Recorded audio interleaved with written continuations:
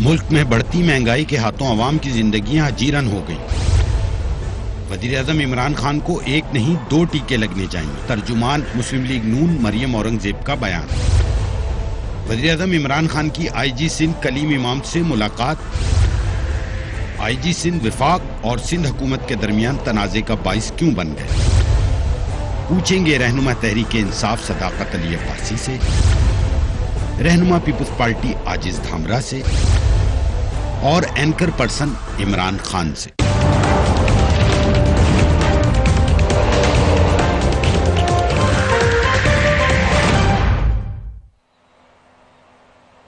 And a very warm welcome to the show.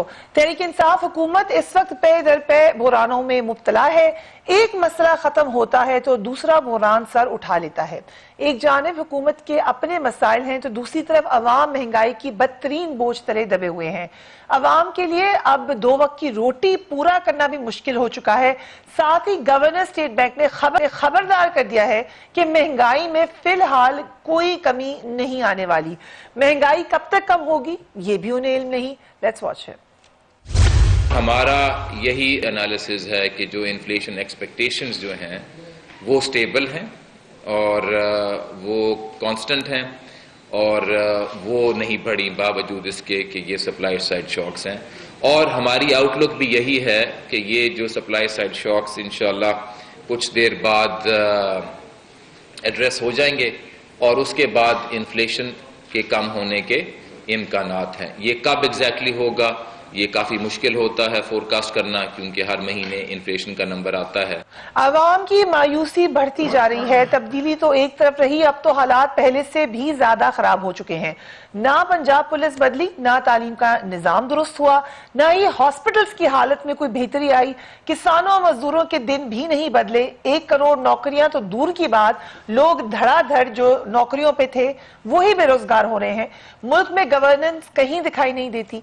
वजीर आजम Imran Khan election से कबल और इलेक्शन जीतने के बाद कौम को क्या क्या सपने दिखाते रहे। Let's watch him.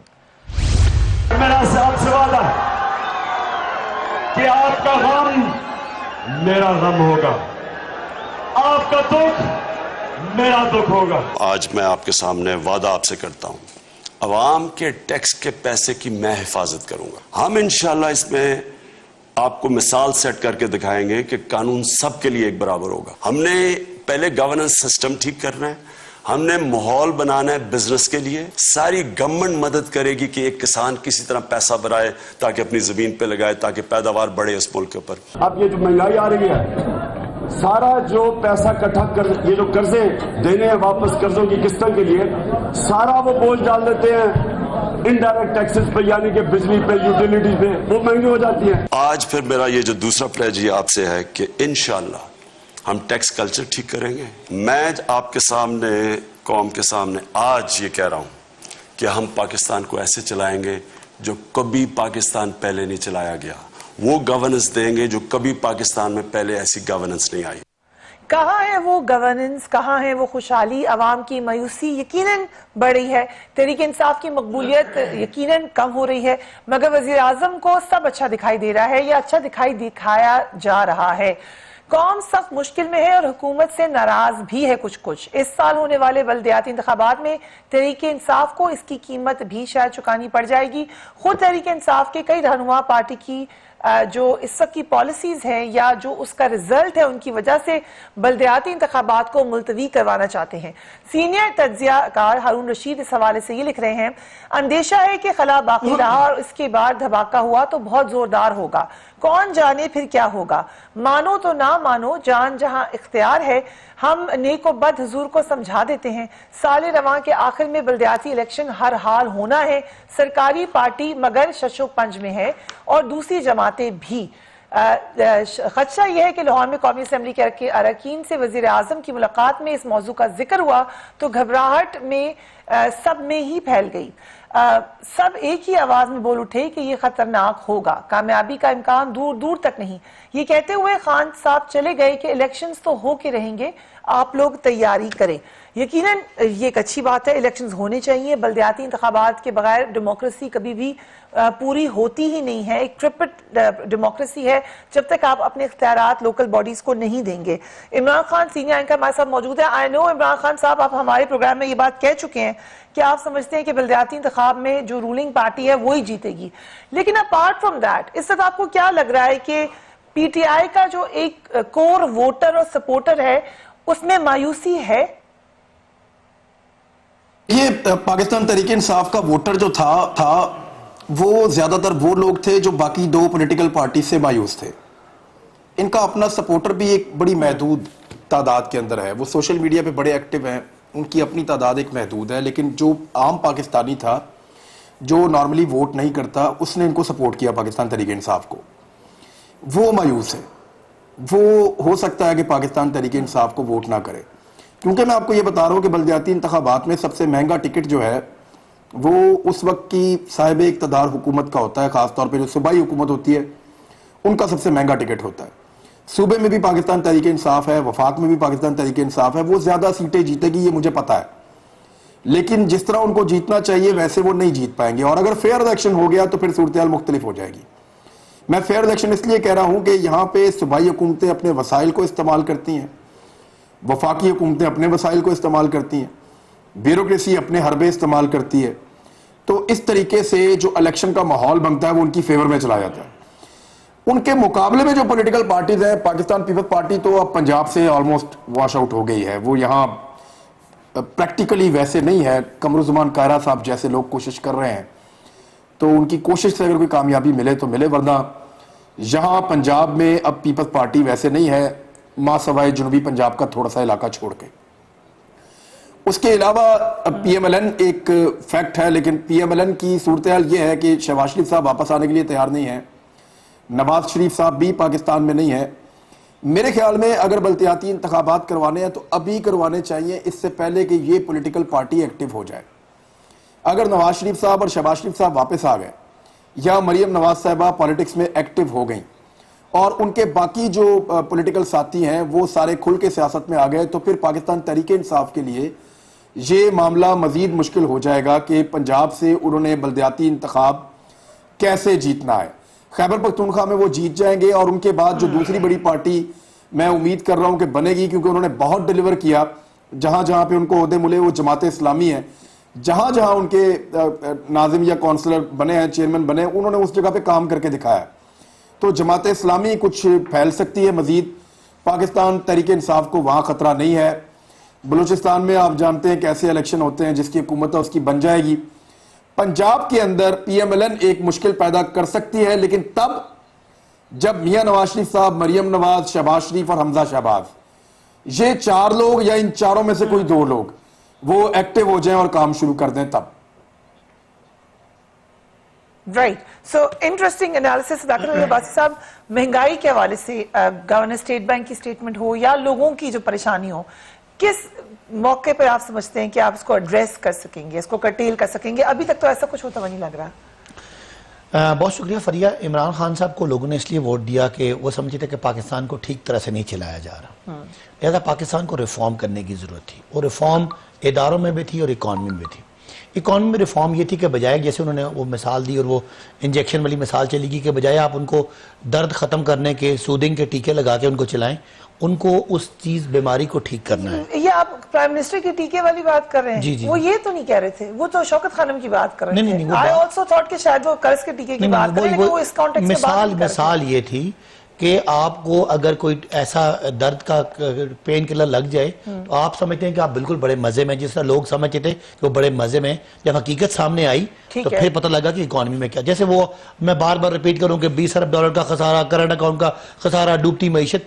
तो पहला साल इमरान खान साहब ने जरूर महंगाई भी हुई है और इकोनॉमी के जो बाहर के जो रिलीफ वाला, रिलीफ वाली जो चीज है वो मैं सिर्फ आपको बता दूं कि पहले मैं जो बात करना चाह रहा हूँ कि दो चीजें होती हैं फरिया, या आप रिलीफ दे सकते हैं या आप रिफॉर्म कर सकते हैं। हमने पहले साल रिफॉर्म किया, इसलिए कि 10 अरब डॉलर का कर्जा वापस करना था, 20 अरब डॉलर का करंट का उनका खसारा था, और आपके सारे मुआशरे जो इशारे थे वो नेगेटिव थे। आज पहले साल के बाद आपका क्या 10 सेकेंड हो रहा है। What do you think? देखिए, जेबी मॉर्गन ने कहा कि पाकिस्तान इन्वेस्टर्स के लिए बहुत अच्छा है, इकोनॉमिक फ्रीडम इंडेक्स ने कहा पाकिस्तान पॉजिटिव हो गया, वर्ल्ड बैंक ने कहा पाकिस्तान नेगेटिव से पॉजिटिव में आ गया, मूडीज ने कहा पॉजिटिव आ गया, पाकिस्तान ने 10 अरब डॉलर वापस कर दिया, करंट अकाउंट का खसारा पिछले साल के मुकाबले में 80% कम हो गया, ये और ग्रोथ आपकी एक्सपोर्ट पहली दफा 12% बढ़ी, ये हमने हासिल किया। अब इसके कुछ ना कुछ कॉस्ट थी। कॉस्ट क्या थी? महंगाई बढ़ी। महंगाई क्यों बढ़ी? कि इतना बड़ा डॉलर क्राइसिस, ठीक है, इतनी बड़ी डिवैल्यूएशन, सारा इंपोर्टेड आपकी चीजें, इंपोर्टेड ऑयल, उसका इम्पैक्ट है। एनालिसिस हमने क्या किया? कीमत में आपकी मकबूलियत कम हुई है? बिल्कुल, इसका इम्पैक्ट जिसका असर है। आएगा हम हल्के में जाते हैं। हाँ। लोग कहते हैं कि महंगाई है, लोगों को महंगाई की तकलीफ है, लेकिन हम उन्हें कहते हैं कि महंगाई हुई है। क्या आपको इमरान खान की कोई सरे महल नजर आए? क्या आपको लगा कि इमरान खान साहब पैसा बाहर लेके जा रहे हैं? क्या लगा कि किसी माफिया को सपोर्ट कर रहे हैं? तो लोग सारे समझते हैं कि वाकई सिचुएशन बहुत खराब थी, और आपने जो हैंडल कर लिया कि पाकिस्तान अब खुदा न खास्ता दिवालिया नहीं है, पाकिस्तान एक स्टेबल मुल्क है, एक मजबूत मुस्तहकम मईशत है। हाँ, आप भी कहेंगे और ये वाले इमरान खान एंकर भी कहेंगे कि हमने गरीबों को रिलीफ या लोगों को रिलीफ नहीं दिया। ये साल इंशाअल्लाह जून का जो ये बजट आ रहा है, इसके बाद आवाम को डायरेक्ट रिलीफ दिया जाएगा, जिसमें महंगाई भी रुकेगी। इसको रिकॉर्ड करके रख लें। और मैं दुआ कर रहा हूं कि अल्लाह करे ये बात ठीक हो। इमरान साहब बजट में इमरान साहब कहते हैं वो दुआ कर रहे हैं कि अल्लाह करे ठीक हो, क्योंकि ये वादे तो डायरेक्ट, बिकॉज़ हम भी समझते हैं कि जो हमने रिफॉर्म का 1.5 साल गुजारा है उसमें हमारी सियासी मकबूलियत कम हुई है, लेकिन हम समझते हैं कि क्या इमरान खान साहब वही मान लिया ना, दर्द वाला टीका लगाएंगे या कैंसर के इलाज लगाने से हुरे नजर आई कि नहीं आई, हुरे नजर आना बंद हो गई तो मकबूलियत कम हो गई। आजिज हामरा साहब, ये नेक्स्ट इलेक्शन में या जो भी आपका मकबूलियत का नेक्स्ट टेस्ट होगा, लगता यही है कि बल्दियाती इंतखाबात होंगे, कितना असर पड़ेगा महंगाई का उन इलेक्शंस पर? बिस्मिल्लाहिर्रहमानिर्रहीम। देखें परिया, अभी मेरे भाई सदाकत अब्बासी साहब ने ये बात की और आपने भी अच्छा किया कि अपोजिशन के सवालात से पहले ही कुछ सवालात आपने रखे। मैं तो बाज़ों का तमाम एंकर साहिबान को ये कहता हूँ कि अब आप इन प्रोग्रामों में अपोजिशन को कॉल करना छोड़ दें, उनको इन प्रोग्रामों में बिठाना छोड़ दें। आप PTI के जो पुराने क्लिप हैं इमरान खान के, वो सिर्फ इनको याद दिलाते रहें। 1 घंटा आपका पूरा हो जाएगा, आपको मालूम होगा कि आज की PTI और आज की हुकूमत वर्सेस साबका PTI और उनका मौक़िफ़ जो है वो इतना मुकाबला करेगा इनसे कि आपका प्रोग्राम ही पूरा हो जाएगा। अभी इन्होंने बात की एक टीके की। देखिए, टीका बिल्कुल लगा और अब हमें महसूस हो रहा है, और ये अब मालूम हुआ जब उन्होंने खुद ये बताया खान साहब ने, कि उस टीके की वजह से मेमोरी पे भी असर हुआ है, क्योंकि जब हाई डोज आप लगाएंगे एंटीबायोटिक तो उनका साइड इफेक्ट भी होता है, और ये मेडिकल साइंस कहती है। तो अब हमें और आपको ये मालूम होना चाहिए कि इनके साथ प्रॉब्लम क्या हो रही है। ये जो हम यूट्रन का इन्होंने नाम दिया था, ये दरअसल वो उस टीके का निगेटिव असर है जो मेमोरी पे असर हुआ, कि आज हुरे हुरे नजर नहीं आ रही इनको। दूसरी बात यह है कि अभी इन्होंने कहा कि पाकिस्तान को सर वो पेन किलर है, वो सर्जरी के बाद नहीं, पेन किलर हुरे दिखाती है क्या? देखें, पेन किलर हुरे दिखाती है क्या? आप प्राइम मिनिस्टर की स्टेटमेंट के बाद आप जाएं, पूरे पाकिस्तान की हॉस्पिटल में रश लगा हुआ है कि भाई हमें वो टीका लगाएं जिसमें हुरे नजर आए। और दूसरी बात रिलीफ नजर, और दूसरी बात वो तो आपको आपके लोग अपने पार्टी के बता रहे हैं जनाब अली, हमारी तनकीद को छोड़ दें। आप अपने लोगों को मुंह दें, बाकी 3.5 सालों में वही शुक्र करें, आप शुक्राने के नफल अदा करना उसमें। अच्छा, दूसरी बात ये कह रहे थे इमरान खान साहब अभी जो आपने दिखाया कि हम सही सिमत में ले जाएंगे। अब तक 1.5 साल के अंदर पाकिस्तानी कौम को सही सिमत में या हुकूमत सही सिमत में गई या नहीं गई, मगर खुद PTI जो है और उनकी जो हुकूमतें हैं फेडरल में या सूबों में, वो सही सिमत में अभी तक काम नहीं कर सकी। और जहां तक माफिया की बात है, माफिया की बात की, देखें माफिया यही होता है कि आपने एक सूबे के आपने एक सूबे के हवाले से फैसला किया और प्राइम मिनिस्टर ने जबरदस्त एक मौक़िफ़ दिया। जब वो 2 दिन आए, उन्होंने बात मानी, सब चीज हुई, मगर वो कौन से हाथ हैं कि जब काबीना का इजलास होता है तो प्राइम मिनिस्टर की बातों को भी ओवररूल किया जाता है और उन्होंने जो ये इसमें हमने बात करनी है रावत साहब, इसमें हम डिटेल में बात करेंगे। सवाल है आखिरी बात, कामरा साहब, पाकिस्तान का गरीब तरीन इलाका जो है ना, सदाकत वो आखिरी बात सिंध कह का रहा हूं, जहाँ 12% आपकी हुकूमत है। आखिरी बात कह रहा हूं मैं सिर्फ एक सवाल सुन ले, आखिरी बात अब्बासी साहब, आखिरी बात, वरना मैं भी आपको टोकूंगा, आपकी बात नहीं कर सकेंगे, आपको भी मैं टोकूंगा, आप भी बात पूरी नहीं कर सकेंगे। मैं तो सवाल कर रहा था भाई, मैं आपको कह रहा हूं माफिया ढूंढने का जो तरीका बता रहा हूं ना, माफिया इसको कहते हैं कि जिस तरह आप कहते हैं टॉक शो में आके, देखें जी हमारे प्राइम मिनिस्टर साहब ने पाकिस्तानी कौम के पैसे बचा लिए और अपने दोस्तों से पैसे ले लिए। भाई प्राइम मिनिस्टर को जो अपने जाती दोस्त स्पॉन्सर करेंगे, फिर वो क्या उससे हुज्जतें करेंगे पसे पर्दा, यही माफियाएं होती हैं। ठीक है, यही माफियाएं होती हैं। That's a fair point. That's a fair point. We have to take a break. मैं ब्रेक में एक जुमला बोल रहा हूँ कि जो इतनी ये बातें बता रहे हैं, जितना ये इलाज बता रहे हैं, ये सिंध में तो नहीं हुआ। 53% सिंध के लोग गुर्बत की लकीर से नीचे हैं। वो पीपुल्स पार्टी की वजह से हटाए, सुन तो लें, वो हमारी वजह से पाकिस्तान में थर में 1300 बच्चे की अमवात हुई है गजाई किल्लत से, और खुदकशियां सबसे ज्यादा। आपने 40,000 मन गंदुम अफगानिस्तान भेज दी थी शाहमूद कुरैशी साहब ने, वो थर में भेज देते। आपने अपनी बारी पे बोला है ना, वो थर में भेज देते। 13 साल की हुकूमत में वो थर में भेज देते, आपने अफगानिस्तान में भेज दिया। ओके सर, आपने 4 लाख। अच्छा, इशू ये नहीं है, आप ब्लेम गेम में ना जाए। मुझे वक्फे के बाद आते हैं बस सिंध का जो इशू है, खास तौर पे आईजी सिंध के हवाले से we will talk about it right after. IG Sindh का हर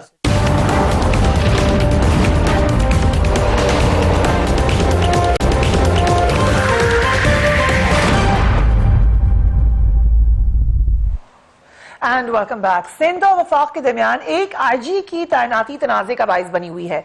वजीर आजम और वजीर आला सिंध के दरमियान मुलाकात के बावजूद नए आईजी की तैनाती का मसला हल नहीं हो सका।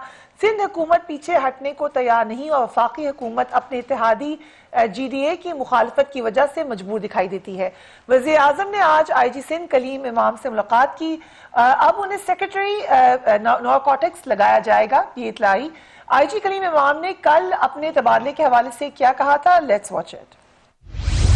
मेरे खिलाफ एक बड़ी शदीद साजिश हुई है और मेरी ये तसव्वुर किया जा रहा है कि मैं ट्रांसफ़र हो गया हूँ, और ये इस तकरीब को उन्होंने एक ट्रांसफ़र सेरेमनी में कन्वर्ट कर दिया है। तो मैं पहली बात ये कि अभी इतनी आसानी से ट्रांसफ़र नहीं हो रहा, और जब जाऊँगा अपने मुकद्दर से जाऊँगा, और जब जाऊंगा वो ट्रांसफर नहीं होगी, वो एक नई एवोल्यूशन होगी, ट्रांसेंड करूंगा मैं, एक नए मराइल पे जाऊंगा मैं। I'll start with you, Imran Khan. क्या वजह है कि सिंध हुकूमत हर सूरत में मौजूदा आईजी सिंध को ओहदे से बरतरफ करना चाहती है? इफ आई रिमेंबर, ये फर्स्ट टाइम नहीं है, कई दफा ऐसे पहले भी हो चुका है। आईजी सिंध से जरूर कोई मसला होता है वफाक और सिंध का। देखिए, मामला ये है कि सिंध में लॉ एंड ऑर्डर बड़े लंबे अरसे से कंट्रोल करने की कोशिश की जा रही है वफाक से। वो बेशक कहते थे कायम अली शाह साहब कैप्टन है ऑपरेशन के, लेकिन कायम अली शाह साहब से पूछ के कोई ऑपरेशन करता ही नहीं था। वहां खास तौर पे कराची में और इंटीरियर में इस किस्म की शिकायत थी कि लॉ एंड ऑर्डर की जो सिचुएशन है, वो जो माफियाज जो इसको ख़राब कर रहे हैं, वो पॉलिटिकल पार्टी से जुड़े हुए हैं।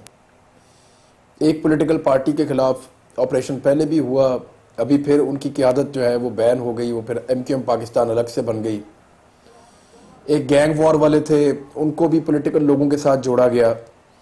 इस सारी सिचुएशन में रेंजर्स का एस्टेब्लिशमेंट का एक रोल रहा, और वहाँ जो IG तैनात होता था वो एस्टेब्लिशमेंट की मर्जी उसमें शामिल होती थी।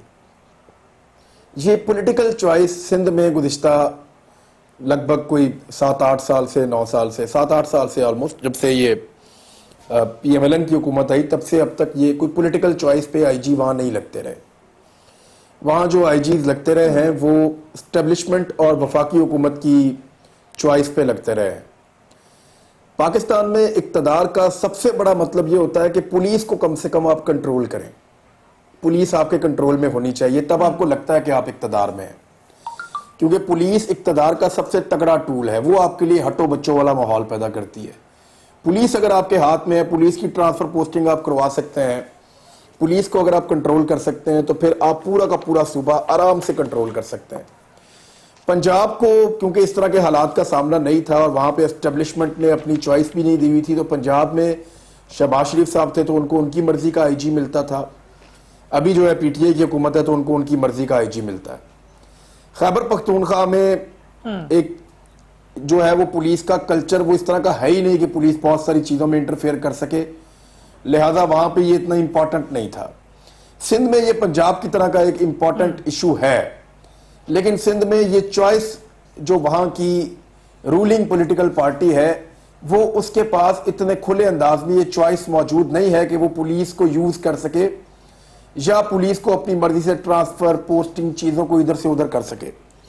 तो फिर इक्तदार का मजा नहीं आता, आपका पूरा इक्तदार आपको महसूस नहीं होता। पुलिस के बगैर आपका इक्तदार आधा भी नहीं है, कुछ भी नहीं है। तो पुलिस के बगैर इक्तदार मुकम्मल नहीं होता। इक्तदार अगर मुकम्मल करना है तो पुलिस पे कंट्रोल चाहिए सिंध गवर्नमेंट को। अब वो नियत पे शक करती है एस्टेब्लिशमेंट भी और वफाकी हुकूमत भी, वो फिर नहीं देते उनको। तो ये है कन्फ्लिक्ट, असल में मामला ये है। वेरी इंटरेस्टिंग एनालिसिस कि इक्तदार का मामला आज साहब, उसका हल क्या होगा? देखिए फरिया, बुनियादी तौर पर आपने जो सवाल किया ना, मेरे ख्याल में मुसलसल इसको एक कंफ्यूजिंग की सूरत हाल है और ये आपका प्रोग्राम पूरी कौम सुन रही है कि आप एक ऐसे सूबे से ये सवाल हो रहा है, मुसलसल ये सवाल हो रहा है कि सिंध गवर्नमेंट ही आईजी को तब्दील क्यों करती है। मतलब ये सवाल उस सूबे से हो रहा है जो कंटिन्यू एक आईजी से 18 माह से कंटिन्यू काम कर रहा है। अच्छा, दूसरी तरफ वो एक गुड गवर्नेंस वाली हुकूमत है जिसकी फेडरल में भी हुकूमत है, बाकी 3 सूबों में भी, एक में इत्तेहादी, बाकी में वो बैठे हैं। 9 आईजी तब्दील हुए। मेरा सवाल है कि वहां पर यह सवाल क्यों नहीं आता कि उनको आईजी पसंद क्यों नहीं आ रहा है और बार बार 5 आईजी तब्दील क्यों हो रहे हैं। और यहां पर जो रूल्स और कानून मैं कह रहा हूं कि इंप्लीमेंट होने चाहिए एक सूबे के अंदर, तो बाकी सूबे जो हैं क्या पाकिस्तान, नए पाकिस्तान के हैं और सिंध सूबा पुराने पाकिस्तान का है।